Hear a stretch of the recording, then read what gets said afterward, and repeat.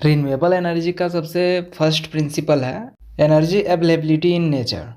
मतलब नेचर में पहले से प्रेजेंट एनर्जी जैसे solar radiation, wind flow, biomass, geothermal heat और वाटर फ्लो हमेशा कंटिन्यूअस रूप से मिलती रहती है। इन नेचुरल एनर्जीज का सोर्स खत्म नहीं होता है क्योंकि ये नेचर द्वारा कंटिन्यू रिन्यू होती रहती है। मतलब जैसे हवा है या फिर पानी है, ये सब कभी खत्म होने वाला नहीं है। उसी तरह सोलर रेडिएशन है, तो सन से सोलर रेडिएशन जो अर्थ पे आती है वो भी कभी ख़त्म नहीं होगी। इसलिए रिन्यूएबल एनर्जी सिस्टम का पूरा प्रिंसिपल यही है कि हम नेचर से मिलने वाली इस कंटिन्यूअस एनर्जी को डायरेक्टली यूजफुल फॉर्म में कन्वर्ट कर सके। रिन्यूएबल एनर्जी में हमेशा एक फॉर्म की नेचुरल एनर्जी दूसरे यूजेबल फॉर्म में कन्वर्ट किया जाता है। जैसे सोलर रेडिएशन को सोलर पैनल के थ्रू हम लोग इलेक्ट्रिसिटी में बदलते हैं, उसी तरह विंड के काइनेटिक एनर्जी को विंड टरबाइन मैकेनिकल रोटेशन में बदलकर जनरेटर से इलेक्ट्रिसिटी बनाता है। एंड बायोमास में केमिकल एनर्जी को हीट या बायोगैस में कन्वर्ट किया जाता है। मतलब वन फॉर्म ऑफ एनर्जी को दूसरे यूजेबल फॉर्म ऑफ एनर्जी में कन्वर्ट किया जाता है। नेक्स्ट प्रिंसिपल है sustainability and zero fuel cost.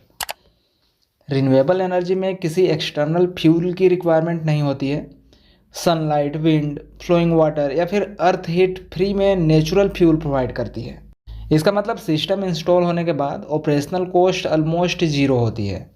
यह प्रिंसिपल पावर जनरेशन को सस्टेनेबल बनाता है क्योंकि एनर्जी प्रोडक्शन के लिए फ्यूल माइनिंग, ट्रांसपोर्टेशन या फिर कंबसन की ज़रूरत नहीं पड़ती है।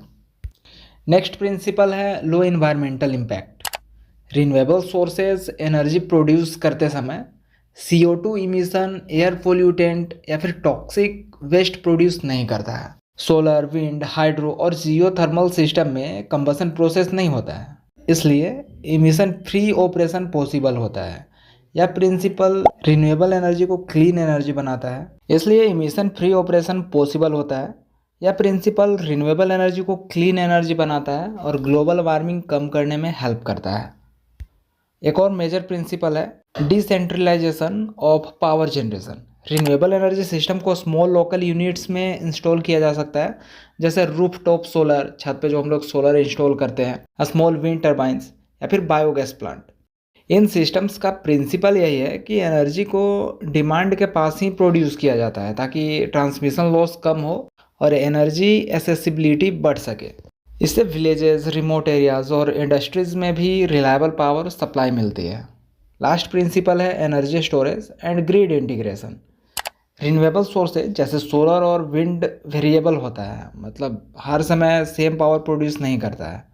इसलिए एनर्जी स्टोरेज डिवाइसेस जैसे बैटरीज, पम्प्ड हाइड्रो स्टोरेज या फिर सुपर कैपेसिटर का यूज किया जाता है ताकि पावर सप्लाई स्टेबल रहे। And grid integration system automatic control, inverters और पावर इलेक्ट्रॉनिक्स का यूज करके रिन्यूएबल पावर को ग्रिड डिमांड के अकॉर्डिंग मैनेज करता है।